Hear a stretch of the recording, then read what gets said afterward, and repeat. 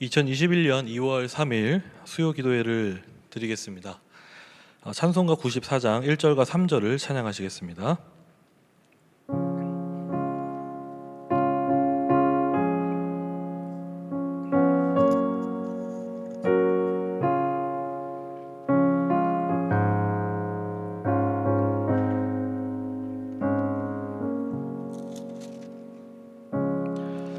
주 예수보다도 귀한 것은 없네.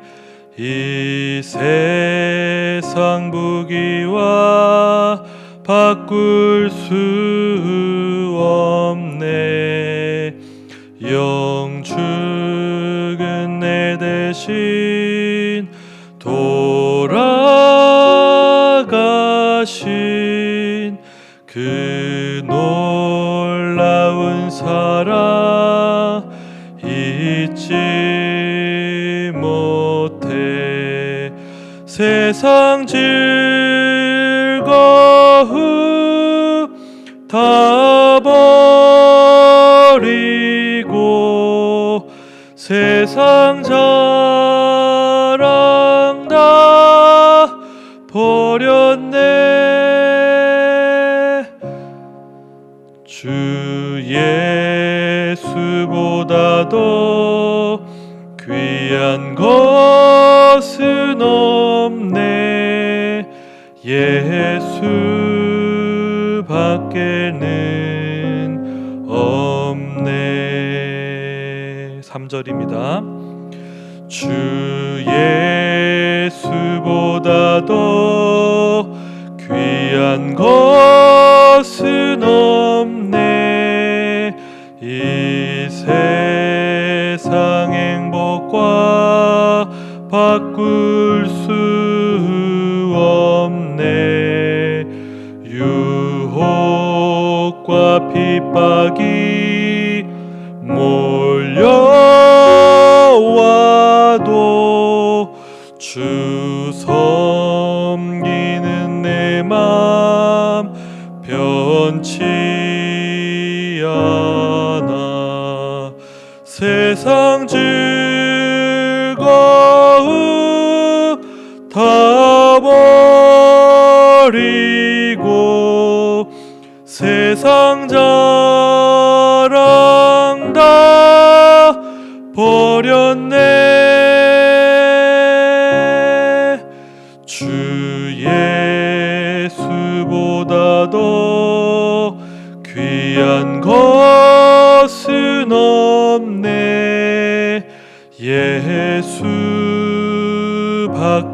예수밖에는 없네. 아멘. 기도하겠습니다. 하나님 아버지 감사합니다. 못난 죄인들인 우리가 주님 앞에 나올 수 없었던 죄인들인데 주님 우리를 기뻐하시고 예뻐하시고 또 사랑하시고 또 그리스도의 은혜와 사랑으로 말미암아 우리를 구원하시고 대속하여 죽으신 그 하나님의 사랑을 찬양합니다. 하나님 오늘 예배를 드리며 하나님의 은혜를 기억하기를 원하고 또한 하나님 오늘 말씀의 주제인 종말에 대해서 우리가 나눌 텐데 주님 이 종말을 살아가는 우리의 자세가 어때야 하는지 기억하게 하시고 세상의 허탄한 자랑과 속삭임에 귀 기울이지 아니하고 오직 예수 그리스도의 영광과 은혜와 사랑을 바라보며 하나님 오늘의 우리에게 주어진 삶들을 잘 걸어가며 살아갈 수 있도록 하나님 아버지 도와주시옵소서. 또 하나님 우리에게 주어진 현실의 어려움들이 있습니다. 코로나로 인하여 우리에게 주어진 어려운 삶들이 있고 또 각자 저마다 하나님 우리가 사람들에게 말하지 않았지만 각자 저마다의 그 못난 가슴 끌어안고 주님 앞에 눈물로밖에 고백할 수 없는 저마다의 고통과 아픔과 슬픔이 있는 줄 압니다. 또한 어떠한 어려움이 없다 할지라도 다른 영혼들을 감싸 안고 기도하다 보면 우리 가슴이 미어지고 성령께서 주신 아픔들이 저마다 있는데 하나님 오늘 예배를 통하여 또한 각자 기도의 자리를 통하여 하나님 회복하는 은혜가 있게 하여 주시옵소서. 또 우리를 통하여 일하여 주시옵시고 또 어려운 시기, 힘든 시기 하나님의 은혜로 잘 살아갈 수 있는 우리 모든 주의 내일의 백성 될 수 있도록 주님 붙잡아 주시옵소서. 또한 하나님 말씀을 듣습니다. 말씀을 듣는 모든 하나님의 귀한 백성들에게 은혜와 사랑을 더하여 주시옵고 이 모든 말씀 예수 그리스도의 이름으로 기도합니다. 아멘.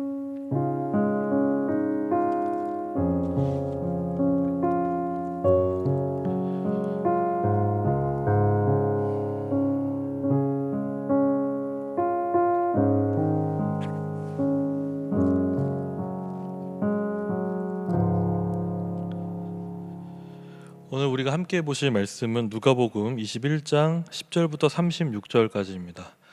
누가복음 21장 10절부터 36절까지인데 길기 때문에 10절부터 14절까지만 읽도록 하겠습니다.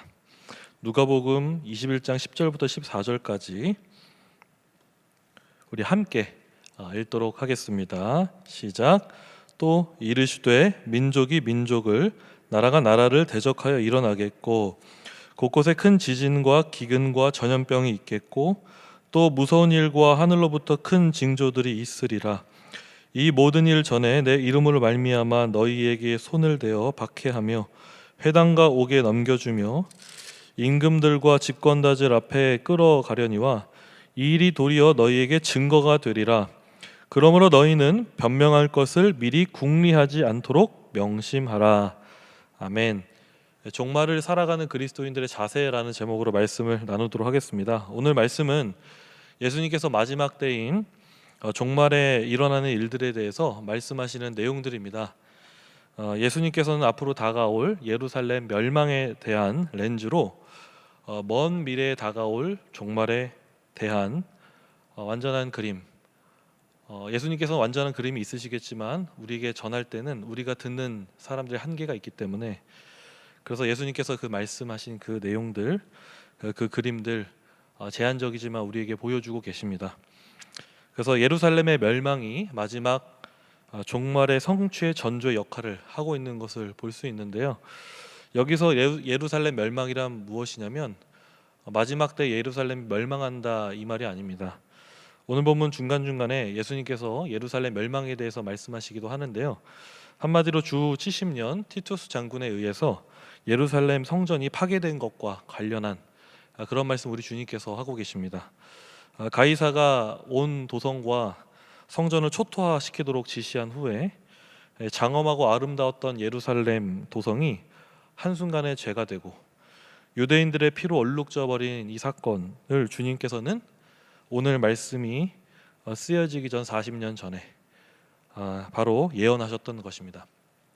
그래서 그 예언의 구체적 내용이 지난주 우리 황재원 목사님께서 말씀을 전해주시고 나누셨던 또 5절부터 9절까지의 내용이고 또 오늘 말씀에서는 이 예루살렘 멸망에 관한 기록들이 20절부터 24절 전반부까지의 내용이라고 볼 수 있습니다.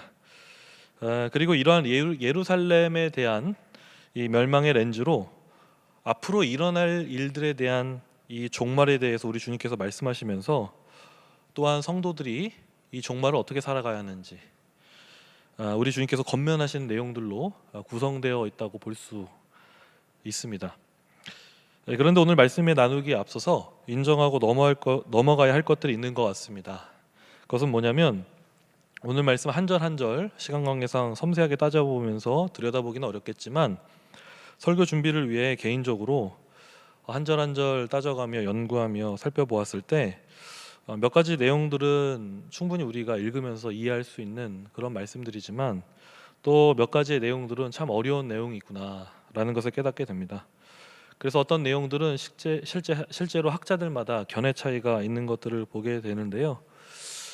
이게 무슨 말씀이냐면 오늘 말씀을 크게 둘로 구분하자면 앞서 말씀드렸듯이 이 주 70년의 예루살렘 멸망에 대한 말씀과 동시에 앞으로 다가올 종말에 관한 메시지를 우리 주님께서 왔다 갔다 하시면서 말씀해 주시는데 어떤 내용들에 대해서는요 확실하게 예루살렘 멸망에 관한 것인지 또 반대로 혹은 다가올 종말에 관한 것인지 명확하게 해석하기 쉽지 않다는 것입니다. 그래서 오늘 말씀은 다른 말씀도 그렇겠지만 특히나 깊이 이 말씀을 들여다볼수록 어려운 말씀인 것 같습니다. 그런데 본론을 말씀드리기에 앞서서 제가 왜 이런 말씀을 그러니까 제 한계죠. 제 한계를 말씀드릴 수밖에 없냐면 마지막 시대를 살아가는 저와 여러분들을 선동하는 이 사탄의 주 무기가 무엇인 것 같냐면 확신과 선동인 것 같습니다. 우리가 성경 속에서 정확하게 믿는 내용들이 분명히 있고요. 또 교리에 대해서는 우리가 흔들림 없이 확신을 가지고 믿어야겠지만 여전히 우리 주일 강단에서 선포되어지는 이사야서, 그렇죠? 이사야서의 이 비전들 아직도 이 땅에 성취되지 않은 그런 말씀들이 있습니다. 그리고 예수님께서 말씀하신 내용들이 아직도 정확하게 무엇인지 우리가 미처 깨닫지 못하는 부분들이 분명히 있고요. 또 요한계시록과 같은 묵시적 내용들이 정확하게 어떻게 우리 삶에 펼쳐질지 해석들이 분분한 것이 사실입니다.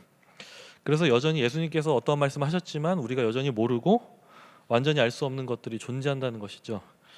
그런데 여러분, 오늘날 마지막 시대 사기꾼들이 주로 하는 수법 중 하나가 바로 확신인 것 같습니다. 건강한 교회나 건강한 성도들은요, 사실 어떤 말씀들에 대해서 겸손하게 모르겠다고 인정하고 그렇게 말하는 특징들이 있는데 잘 알지도 못하면서 아는 척하는 사기꾼들은 특히 종말에 대해서나 다른 것일지라도요, 자꾸 확신을 가지며 안다고 말하니까 사람들이 속아 넘어갈 때가 있는 것 같습니다. 제가 고등부 사역하면서 가령 신천지 같은 경우에도 4-5명의 아이들이 제가 2년 동안 사역하면서 이렇게 호시탐탐 노리는 것들을 제가 직접 목격하였고요. 그 외에 신비주의나 은사주의 이런 것들이 우리 아이들의 이 가슴 속에 영향을 주고 깨달음을 주어서 다른 아이들을 막 전도하려고 하는 그런 몸짓까지도 제가 최근에 경험한 적이 있었습니다. 그 사람들에게는 확신이 있는 것 같습니다. 매력적으로, 확신이 있으니까 매력적으로 다가오기 때문에 속아 넘어가는지 모르겠지만 남이 모르는 것을 안다고 말하니까 거기 무슨 진리가 있는 것 같고, 또 확신에서 오는 어떤 에너지가 사람들을 매료시키는지 모르겠지만 우리는 이러한 확신에 대해서 주의해야 할 것입니다. 실제로 어떤 특정 선교 단체들이나 일개 목사 타이틀을 가지고 또 혹은 선교사 타이틀을 가진 어떤 사람들이 활개를 치고 있는데 자신의 주관이 마치 진리인 양 호도하고 또 성도들에게 믿으라고 확신을 주입할 때가 있는데, 결과적으로 이는 이것을 믿는 성도들의 영혼이 병들어가는 것들을 보면서 사역자로서 참 가슴이 아플 때가 그지없고요. 또 기도가 또 탄식이 절로 나올 때가 종종 있는 것 같습니다. 오늘 말씀 아니지만 8절에 우리 예수님께서 미혹을 받지 않도록 주의하라 말씀하시는데, 우리 주님께서 그렇게 말씀하셨던 것처럼 그때 당시에도 예루살렘 성전이 회파되기 직전에도 자신이 메시아라고 하는 사람들이 있었습니다. 그리고 또 많은 징조와 여러 가지 현상들을 보면서 마지막 때로 주장하고, 또 그런 것들 속에서 어떤 종교적인 우월감과 또 동시에 권력들을 누리며 사는 못된 사람들이 있었는데, 먼저는 여러분, 마지막 종말의 시대를 살아가는 여러분들에게 드리고 싶은 말씀은 뭐냐면요, 그래서 교회를 어디 다니냐가 중요한 것 같습니다. 말씀을 건강하게 선포하는 내일 교회를 출석하는 여러분들이 우선은 정말로 복 받으셨다고 말씀드리고 싶고요. 그리고 동시에 말씀드리고 싶은 것은 여러분들이 무언가를 받아들이거나 믿으실 때 세상의 욕심을 부추기는 어떤 사람들의 매력과 확신들을 교묘하게 신앙적인 언어로 말할 때 절대로 헷갈리지 않으시기를 바랍니다.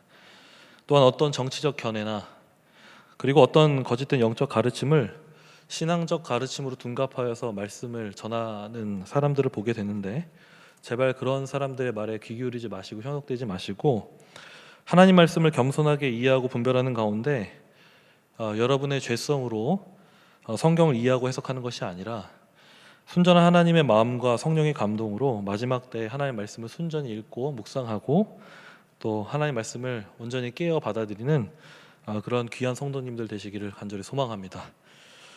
서론이 좀 길었는데 오늘은 견해 차이가 있는 그런 말씀을 분석하고 헤엄치기보다는 확실하게 붙잡을 수 있는 말씀들을 붙잡으면서 차례차례 나아가고자 합니다. 먼저 10절부터 11절을 우리 함께 한번 읽어봤으면 좋겠는데, 10절과 11절입니다. 시작. 또 이르시되 민족이 민족을 나라가 나라를 대적하여 일어나겠고 곳곳에 큰 지진과 기근과 전염병이 있겠고 또 무서운 일과 하늘로부터 큰 징조들이 있으리라. 10절과 11절은 앞선 이 본문에서 예루살렘 멸망을 예수님께서 선언하신 뒤에 예언하신 뒤에 마지막 때에 일어날 일들에 대해서 예수님께서 가르치시는 내용입니다. 민족과 나라 간에 미움과 전쟁이 일어나고 또 곳곳에 자연재해와 바이러스가 나타나게 되고 또 무서운 일들과 하늘의 징조들이 나타난다고 말씀합니다. 세상 사람들은요, 여러분 이러한 일들에 대해서 어떻게 이해하고 생각합니까? 적당한 이해관계나 정치 문제, 어떤 과학적 문제, 사회 이슈로 보겠지만 예수님께서는요 이런 일들을 현상들에 대해서 종말의 현상으로 말씀하셨다는 것을 우리는 기억해야 할 것입니다. 그러므로 성도들은 이 세상을 해석하고 이해할 때 안일한 현실주의에 빠져서 안 됩니다. 극단적인 종말주의도 문제겠지만 며칠 전에 미얀마에서 군부 쿠데타가 일어나고 또 여전히 우리 삶을 조여오는 코로나 바이러스와 같은 문제들, 그 외에도 지진과 기근과 여러 가지 우리 사회에서 볼 수 있는 징조들은 다시 오실 예수님을 기다리며 맞이하게 되는 종말적 현상이자 징조들이라는 것이죠. 그런데 이렇게 종말적 현상과 징조라고 말하는 것을 굉장히 크리스천들 가운데서도 참 거부감을 여기고 또 부끄럽게 생각하는 경우들이 있는 것 같습니다. 그러나 그렇지 않습니다. 오늘 우리 사회 가운데 일어나는 수많은 사회 이슈와 문제들, 그 궁극의 깊이 속에서는 분명히 예수님께서 말씀하셨던 종말의 현상이라는 것이죠. 그래서 예수님께서 주 70년경에 예루살렘이 무너질 것을 예언하셨을 때도 보면 예수님 말씀처럼 8절과 9절에 보시면 자칭 메시아가 출몰하고 난리와 소요와 소문이 일어난다고 말씀하셨습니다. 역사가 요세푸스의 기록을 보면 정말로 그러한 일이 있고 난 뒤에 예수님 말씀대로 예루살렘 멸망이 있었습니다. 물론 그때 당시 예수님의 그 예언을 들은 제자들은 정확히 어느 때에 예루살렘 멸망이 있게 될지는 몰랐지만 그러한 일들이 있기 전에 일어날 일들에 대해서 우리 주님께서는 말씀하셨었고 실제로 그것이 주 70년에 일어났습니다. 그리고 제자들은 그 예수님이 예언한 대로 난리와 소요와 소문과 자칭 메시아라고 하는 사람들의 일들을 목격하게 된 것이죠. 마찬가지로 여러분, 예수님께서는 예루살렘에 대한 예언을 적중하신 그 지혜의 렌즈로 오늘 2000년이 지났지만 일어나게 되는 종말의 현상을 오늘 우리 주님께서는 말씀하고 계시는 겁니다. 그러므로 여러분, 우리 삶 가운데 일어나는 이런 종말적 현상들에 대해서 우리는 세상의 어떠한 사람들과 같이 단순히 우연한 사실로만 볼 수 없습니다. 아니면 과학적, 정치적, 사회 문화적 이해로만 해석될 수는 없습니다. 우리는 천사를 믿고 하나님의 말씀을 믿고 보이지 않는 세계를 믿는 사람들입니다. 그렇기 때문에 우리 삶에 일어나는 모든 것들을 우리의 지혜와 계산으로 다 이해할 수 없지만 하나님의 뜻과 계획 속에서 이런 종말적 징조들이 오늘 저와 여러분의 삶 속에서 여전히 이루어지고 있고 여전히 예수님 말씀대로 적중하고 있고 성취되고 있다는 것을 무시하지 않는 우리 귀한 성도님들 되기를 간절히 소망합니다. 한 가지 예로 이해할 수 없는 종말적 현상에 대한 예를 든다면 미얀마가 현재 어떻게 선교가 이루어지고 있는지에 대해서 아는 지인 선교사님께 3년 전에 저에게 하셨던 말씀이 기억이 납니다. 그때 그 선교사님께서는 그때도 미얀마 상황이 그렇게 좋지 않았기 때문에 이번에도 쿠데타가 일어났지만 이전부터 미얀마 사람들이 경험하는 정치적 사회적 핍박들이 있어 왔다는 것이죠.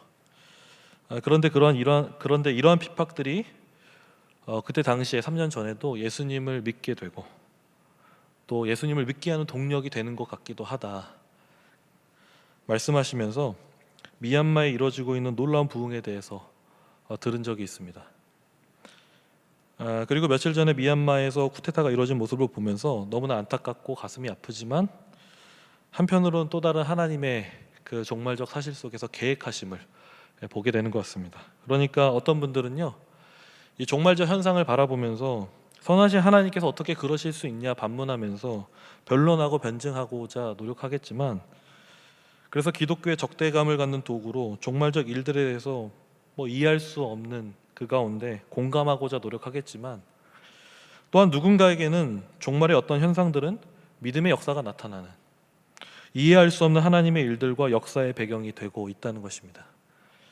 그러므로 제가 드리고 싶은 말씀은 뭐냐면, 우리 삶에 일어나고 있는 이 종말적 현상들을 너무 현실의 눈으로만 해석해서도 안 되고, 또 반대로 너무 극단적인 종말론으로 치우쳐서도 안 되겠지만, 분명한 것은 예수님께서 예언하신 대로 오늘 이 세상은 자연이 노력하며 유토피아적 세상이 될 수 있는 이 세상이 아니라 하나님의 뜻과 계획과 은혜 속에서 종말적 세상을 이뤄가고 있는 현실임을 기억하는 우리 성도님들이 되었으면 좋겠습니다. 그래서 우리 성도님들이 현실의 판단을 절대로 무시하지 않지만, 한편으로 영적인 안목으로 이 세상을 바라볼 수 있는 가운데 바로 종말적 안목으로 이 종말적 세상을 해석하고 누리며 살아가는 저와 여러분들이 될 수 있었으면 좋겠습니다. 그 다음 12절과 13절인데요, 함께 읽겠습니다. 12절과 13절입니다. 시작. 이 모든 일 전에 내 이름을 말미암아 너희에게 손을 대어 박해하며 회당과 옥에 넘겨주며 임금들과 집권자들 앞에 끌어가려니와 이 일이 도리어 너희에게 증거가 되리라. 예수님께서는 제자들에게 종말적 현상에 대해서 말씀하시면서 동시에 제자로 살아가는 저와 여러분들이 어떻게 이 종말적 세상을 살아야 하는지를 교훈해 주고 계십니다. 그 교훈과 자세가 무엇이냐면, 너희는 예수님 믿으니까 핍박이 전혀 없이 이 세상에서 떵떵거리며 살 수 있게 될 거야 라고 축복을 막 가득 담으시면서 우리에게 말씀하시는 게 절대로 아닙니다. 예수님을 믿기 때문에 오는 박해와 핍박을 도리어 복음을 전하는 기회로 삼으라고 우리 주님께서 말씀하고 계신다는 거죠. 그래서 이 말씀은 사도들, 그때 당시에 제자들에게만 전한 말씀이 아니라 오늘 예수님을 믿는 우리에게도 동일하게 전하는 말씀이라는 것입니다. 13절에 그래서 이렇게 말씀하죠. 이 일이 도리어 너희에게 증거가 되리라. 무슨 뜻인가요? 예수님의 이름 때문에 오늘 환난과 핍박이 도리어 복음을 전한 기회, 증거가 된다는 것입니다. 실제로 여러분, 예수님의 제자들은 예수님의 이름 때문에 핍박을 받았는데, 세례 요한은 헤롯 그 대왕의 불륜을 고발하면서 옥에 투옥됩니다. 그리고 베드로와 요한과 스데반은 사내들인 앞에서 핍박을 당하고요. 또 요한의 형제 야고보는 헤롯 아그리빠 앞에서 핍박을 당하고, 또 바울은 갈리오와 벨릭스와 아그리빠와 베스도 앞에서 강제로 끌려가게 되는 것들을 봅니다. 그런데 여러분, 이들의 공통된 특징이 무엇인가요? 범죄에서 끌려간 것이 아니라 예수님의 이름 때문에 그들이 끌려가게 되었고 동시에 핍박을 받습니다.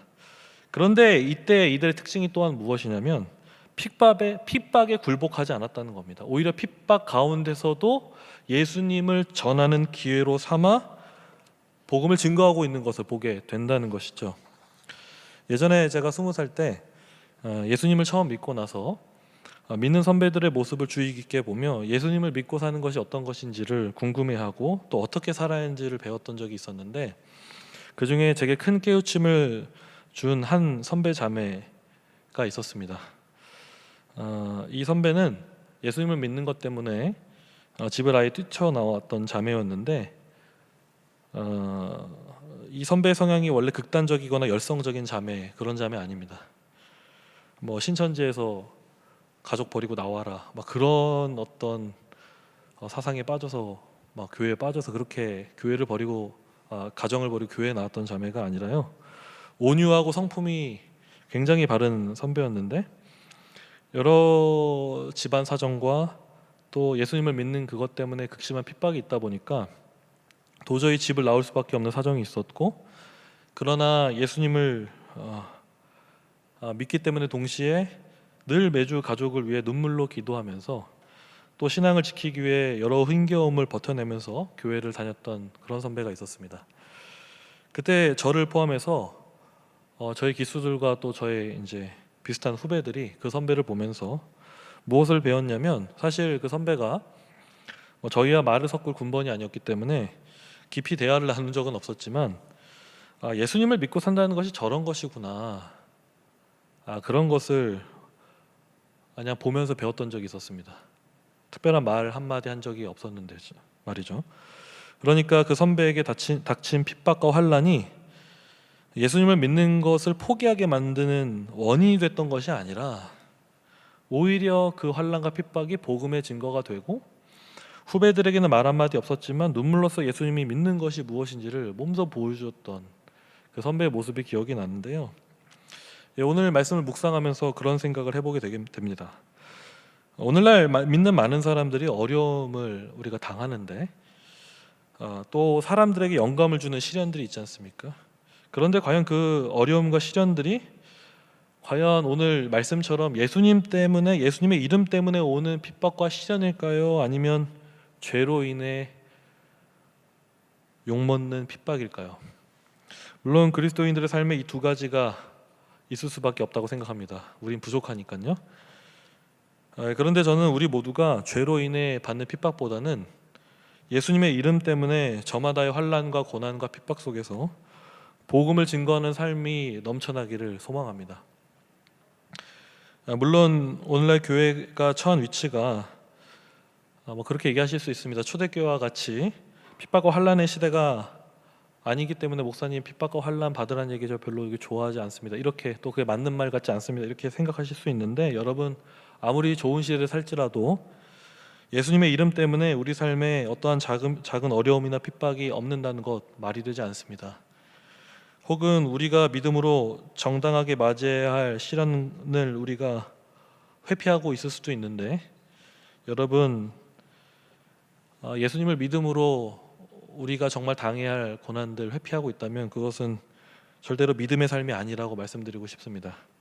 왜냐하면 예수님을 믿는 사람들은요, 세상에 동화되어 삶을 살아가는 사람들이 아니라 자신과 세상을 거룩하게 변화시키며 살아가는 인생들이기 때문에 부족하지만 그냥 세상이 좋다고 막 환영하거나 내버려둘 수 없는 인생들이라는 거죠. 그러니까 세상이 여러분들을 이해할 때 막 두 팔 벌려서 환영하면서 쌍수를 들고 예수님 믿는 거 너무 멋있어요 라고 할 수 있는 존재들이 아니라, 왜냐하면 우리가 예수님을 믿는 그 삶이 독특하기 때문입니다. 세상과 구별되기 때문입니다. 때로는 세상과 타협할 수 없는 지점들이 분명히 있기 때문에, 그래서 여러분 예수님께서 누가복음 6장 26절에 이런 말씀을 하셨습니다. 모든 사람이 너희를 칭찬하며 화가 있도다. 그러므로 저와 여러분들이 때로 믿음의 길을 걸으며 마냥 행복하고 좋은 꽃길만 걸을 수 있는 것이 아니라 그 믿음 때문에 때로는 예수님께서 말씀하신 대로 고난과 환난을 맛보는 저와 여러분 되기를 간절히 소망합니다. 아멘이 절대로 나올 수가 없겠죠? 저도 이렇게 말씀을 준비하지만 괴리가 있는 것 같습니다. 말씀대로 전해야 되니까 말씀대로 전하지만 제 스스로의 삶을 돌이켜보면 정말 이 말씀에 합당한 삶을 살고 있는가? 사실 자신은 없습니다. 그러나 여러분 말씀을 통하여서 간절히 소망합니다. 믿음을 통하여 인내하시고 또한 정당한 고난과 환난과 핍박들이 우리 주님께서 원하시는 것들이라면 정당하게 맛보고 나아가는 귀한 여러분 되기를 간절히 소망합니다. 네. 그 다음 14절과 15절 읽겠습니다. 14절과 15절입니다. 시작. 그러므로 너희는 변명할 것을 미리 궁리하지 않도록 명심하라. 내가 너희의 모든 대적이 능히 대항하거나 반박할 수 없는 구변과 지혜를 너희에게 주리라. 예수님께서는요, 우리가 예수님의 이름으로 어려움을 당하거나 고난을 받을 때, 그러니까 어려움을 당하거나 고난을 받지 않으면 이 말씀이 사실 필요 없는 말씀이겠죠. 그러나 예수님의 이름 때문에 고난을 받거나 어려움을 받는 사람들에게 우리 주님 이렇게 말씀하세요. 변명할 것을 궁리하지 않도록 명심하라. 여기서 명심하라는 것은요, 좀 더 정확한 의미는 결심하라는 뜻입니다. 그러니까 다짐하라는 것이죠. 우리가 믿음으로 때로는 정당한 고난을 받아야 함에도 고난을 받을 수 없는 까닭들이 있는 것 같습니다.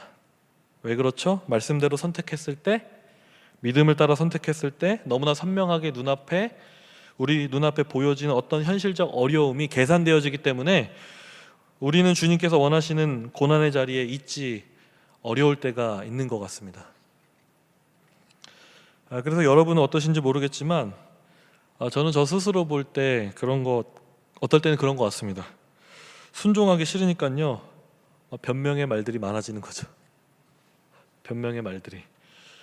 그래서 때로는 그런 것 같습니다. 믿음을 가장하고요 겉으로는 잘 포장해서 사람들에게는 믿는 척하고 아는 척하는 모습들이 참 나타날 때가 많이 있는데, 어느 날 그렇게 하고 있는 제 자신을 문득 들여다보면 구린내가 나가지고 괴물이 되어 있는 제 모습을 볼 때가 있는 것 같습니다. 그리고 스스로 이런 제 모습을 보며 미워질 때가 있는 것 같습니다. 여러분 혹시 그러신 적 없는지 모르겠지만, 그러나 오늘 우리 주님께서 말씀하십니다. 대적들이 여러분들을 능히 대항하거나 반박할 수 없는 말과 지혜를 우리 주님께서 주시겠다고 말씀합니다. 그러니까 고난을 받으라 말씀하시는 것이죠. 그래서 고난을 이겨내고 믿음으로 승리할 수 있는 은혜와 지혜를 우리 주님께서 주시기 때문에 믿음대로 살고 복음을 증거하는 것을 포기하지 말라고 말씀하시는데요. 그런데 어쩌면 우리 스스로 믿음대로 살지 못하고 세상에 보여지는 것들을 바삐 쫓아 사는 이유가 있다면, 그것은 아마도 주님 안에서 바른 고난들을 선택한 뒤에 부어주시는 하나님의 지혜와 축복들을 누리지 못했거나 경험해보지 못해서이지 않을까 합니다. 아니면 우리가 예수님 옛날에 한창 다 믿었을 때가 있었으니까 예수님 믿으며 고난 받을 때 주님 우리에게 주신 그런 지혜와 은혜들, 축복들 다 경험한 적 있었지만 너무 옛날 오래전 이야기에 머물러 있는 것이죠. 그래서 할 말이 옛날 얘기밖에 없는 분들이 있습니다. 왕년에 내가 예수님 어떻게 믿었는데, 왕년에 내가 어떻게 살아왔는데 라고 하는 분들이 있을 수 있는데요.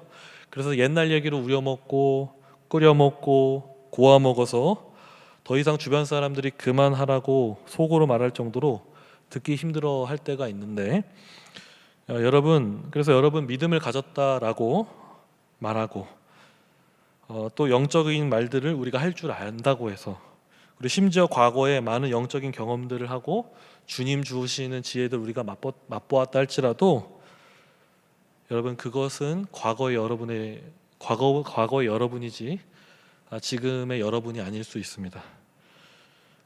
그래서 여러분 우리의 생각으로는 정말 영적으로 탁월하다고 스스로 착각할 수 있지만, 여전히 오늘 우리는 피상적인 세계에 젖어서 세상의 생각과 큰 차이가 없이 살 수 있다는 것이죠. 그러므로 오늘 말씀을 통해 저와 여러분에게 바라는 것은, 예수님의 말씀이 오늘 진짜 우리의 삶 가운데 찾아 들어와서 때로는 믿음이 추구하는 바른 고난들을 오늘 선택하는 가운데 하나님께서 우리에게 선물해 주시는 지혜와 은혜들을 맛보기를 소망합니다.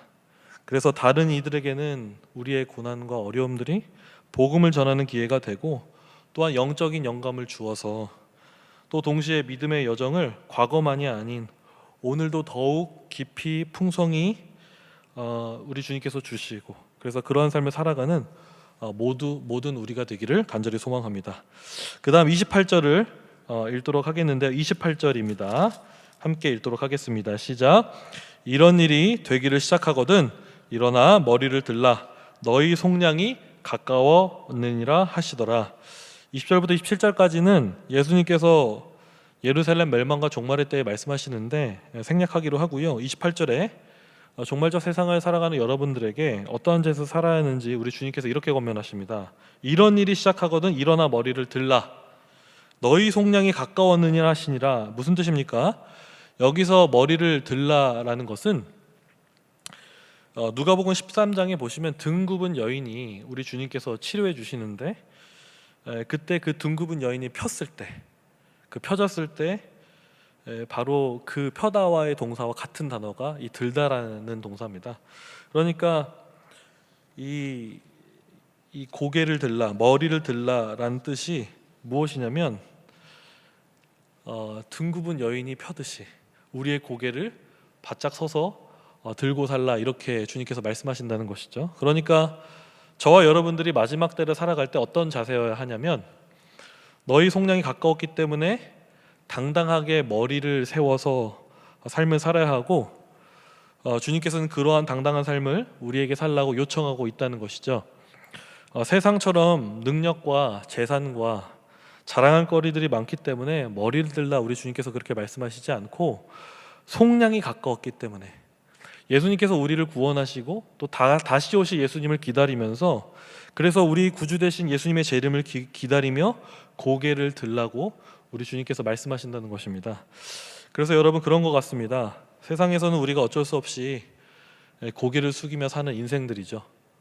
겸손해서 고개를 숙일 수도 있지만 억울해서 고개를 숙일 수도 있고 피차 여러 가지 이유로 고개를 숙이며 살아갈 수밖에 없는 인생들이지만 그런데 오늘 우리 주님께서 이 종말을 살아가는 우리들에게 이렇게 말씀하십니다. 고개를 들어라, 머리를 들어라 말씀하신다는 것이죠. 그래서 예수님을 믿기 때문에 예수님께서 다시 오시기 때문에 영적으로 고개를 들어서 당당한 삶을 살라고 오늘 주님께서 말씀하고 있다는 겁니다. 그래서 여러분 믿음으로 당당한 고개를 쳐들고 나아가는 그런 귀한 여러분 되기를 간절히 소망합니다. 마지막으로 34절과 36절을 같이 읽도록 하겠는데요. 34절부터 36절입니다. 시작. 너희는 스스로 조심하라. 그렇지 않으면 방탕함과 술 취함과 생활의 염려로 마음이 둔하여지고 뜻밖이 그날의 덫과 같이 너희에게 임하리라. 이 날은 온 지구상에 거하는 모든 사람에게 임하리라. 이러므로 너희는 장차올 이 모든 일을 능히 피하고 인자 앞에 서도록 항상 기도하며 깨어 있으라 하시니라. 예수님께서는 종말을 살아가는 우리들에게 방탕하지 말고 술 취하지 말고 생활의 염려로 마음이 둔하여지지 말고 스스로 조심하라고 말씀하십니다. 예수님을 믿지만 우리의 삶이 세상과 다를 것 없는 삶을 살거나 세상과 똑같은 염려로 살거나 그래서 세상과 구별되지 않은 그런 삶을 살라고 우리 주님께서 말씀하시는 것이 아니라 영적으로 둔탁한 삶을 살지 않고 예수님 앞에 항상 서며 그분과 동행하는 깨어있는 삶을 오늘 종말을 살아가는 우리들에게 요청하고 있다는 것이죠. 그래서 이 종말을 살아가는 우리들에게 핵심적으로 우리가 기억할 것은 36절인 것 같습니다. 이렇게 말씀하시죠. 항상 기도하며 깨어있으라 하시니라. 여러분 종말의 시대에 우리 주님께서 교회와 각 성도들에게 요구하신 것은 항상 깨어 기도하는 것인 줄 믿으시기를 바랍니다. 좋은 교회는요 여러분 분위기 좋은 교회가 아닙니다. 의견을 활발히 공유하고 소통을 잘하는 교회가 아닙니다. 물론 이런 모습을 갖춘 교회도 현실적으로 굉장히 좋아 보이는 교회고 또 실제로 어떤 교회 슬로건은 그렇더라고요. 싸우지 말자. 우리가 항상 싸우니까 싸우지 말라. 그것도 이해가 갑니다. 그래서 싸우지 않고 소통을 잘하고 분위기 좋은 모습들이 열매 맺은 좋은 교회 모습일 수도 있지만 그러나 우리 주님은 우리에게 이렇게 말씀하시는 거죠. 더 좋은 교회는 어떤 교회냐? 항상 기도하고 날마다 기도하는 교회인 줄 믿습니다. 그래서 이제 말씀을 맺겠습니다. 예수님께서 말씀하신 이 종말의 때를 살아가는 저와 여러분들의 삶에 우리 주님께서는 첫 번째 이렇게 말씀하십니다. 우리에게 허락하신 믿음의 시련과 고난들을 잘 이겨내고 인내하여서 복음의 기회를 삼아라. 그래서 복음의 정당한 고난들을 받으며 누려가는 참된 귀한 성도들이 되길 소망합니다. 만약에 복음에 합당한 고난과 열매가 우리 삶에 없다면요 세상과 우리가 뭐가 다를 바가 있습니까? 세상은요 우리의 재산을 부러워하지 않습니다. 세상은 우리가 가진 재산을 자랑을 부러워하지 않습니다. 교회가 보여야 할 세상에 보여줘야 할 모습은 무엇이냐면 복음으로 인한 정당한 고난인 줄 믿습니다. 그래서 때로는 타협하지 아니하고 때로는 타협할지라도 사랑으로 그들을 인내하여 내고 그래서 정말 예수님 믿는 사람이 세상의 사람들과 뭔가 다른 모습을 보여줄 줄 아는 그런데 그 모습이 어떻게 보여질 수 있겠습니까? 고난 아닐까요? 정당하게 우리가 예수를 믿음으로 살아가는 그런 삶이 아닐까요? 그래서 그러한 고난, 믿음의 고난을 온전히 누리며 살아가는 귀한 여러분, 저와 여러분 되기를 소망하고요. 그렇게 여러분 믿음의 길을 걸으려고 선택하실 때 우리 주님 약속하셨습니다. 그 약속을 기억하길 바랍니다. 그 약속이 무엇입니까? 구변과 지혜를 우리에게 준다고 말씀하십니다. 우리는 별명할 것들이 너무나도 많이 있고 눈앞에 보여질 그 수많은 믿음의 길들을 선택했을 때 눈앞에 보여질 그 폐해들, 또 어려움들이 막 보여지지만 우리 주님은 그것을 뚫고 이겨내 나갈 수 있는 그 구변과 지혜들을 너에게 줄 테니 믿음으로 살으라 말씀하십니다. 그래서 그 주님의 약속을 기억하는 가운데 믿음의 고난들, 그래서 복음의 기회로 삼는 저와 여러분 되기를 소망하고요. 또 마지막 때 다시 오실 예수님을 기다리며 고개를 드는, 영적으로 고개 드는 저와 여러분 되기를 바랍니다. 그래서 교회 사람들이 제일 궁색맞고 별로인 게 뭐냐면 세상 자랑으로 교회 안에서도 자랑하는 겁니다. 그게 아니라 예수님 때문에 우리가 고개를 들고 예수님의 말씀 때문에 우리가 말씀을 지켜내서 고개를 들 수 있는 그런 영적인 자신감, 고개를 들미 우리 성도님들에게 깊이 일어나기를 소망합니다. 그리고 마지막으로 항상 깨어 기도하여서 정말 좋은 교회는 어떤 교회인가요? 내일 교회처럼 기도하는 교회인 줄을 믿습니다. 그래서 항상 깨어 기도하여서 예수님과 항상 동행하며, 그래서 종말의 시대에 여러분에게 각자 나눠주신 하나님의 사명들을 잃어버리지 마시고 하나님의 각자 저마다 주신 그 사명들을 붙잡으며, 사명들이 무엇인지 모르겠다면 기도하는 가운데 하나님 사명을 달라고 기도하시고, 그 가운데 정말 세상 사람들 똑같이 밥 먹고 시집장가 가고 다 하는데 그러한 삶에 우리 삶의 고민만 있는 것이 아니라 예수를 믿기 때문에 우리에게 주신 그 사명, 그것들을 저마다의 자리에서 붙잡고 기도하며 나아가는 그런 아름다운 주의 군사들 되어지기를 간절히 소망합니다. 이 시간 함께 찬송가 95장 1절과 3절과 5절 찬양한 뒤에 제가 기도와 축도로 예배를 마치도록 하겠습니다.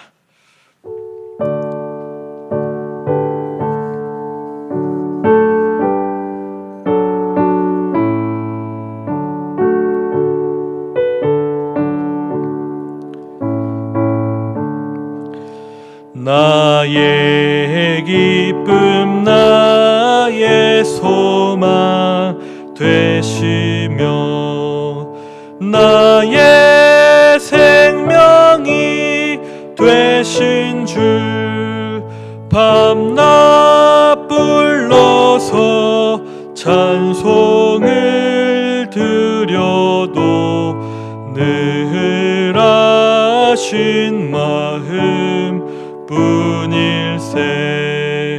길도 없이 거친 넓은 들에서 갈 길 못 찾아 애쓰며 이리저리로 헤매는 내 모양, 저 원수 조롱하도다. 나의 진정 사모하는 예수님, 음성조차도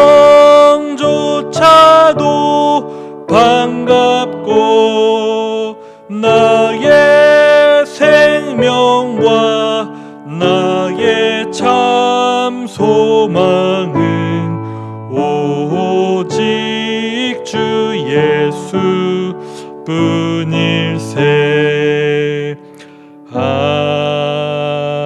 아멘. 하나님 아버지 감사합니다. 오늘 말씀을 우리가 기억하며 로마서의 말씀을 기억합니다. 자녀이면 곧 상속자요 고난도 함께 받아야 할지니라 주님 말씀하셨는데, 하나님 주님이 주시는 축복들을 우리는 너무나 많이 누리기를 원하지만 정작 복음으로 인한 환난과 핍박과 때로는 정당한 고난들을 우리가 회피하며 살아가는 인생들이 아닌가 한번 돌이켜봅니다.